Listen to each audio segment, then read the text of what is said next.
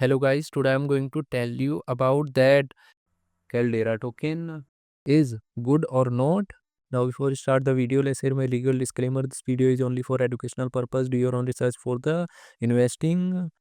Firstly, you have to open this token on CoinMarketCap and copy this address. After that, you have to open gopluslab.io website and paste here token address. And you have to select this token native blockchain and click on check button. So here you can check risky item and attention item. Risky item is 0 and attention item is 1. Here in this attention, proxy contract.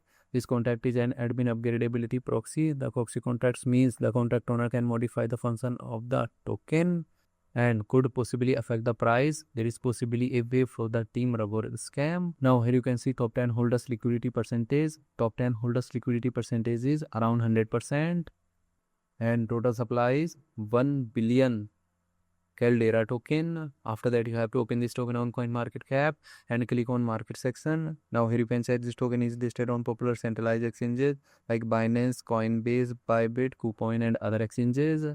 If I share my opinion with you, then this project up to 85% chances that it is a legit or good project. So guys, don't take my opinion as a financial advice. Do your own research for the investing. Thanks for watching.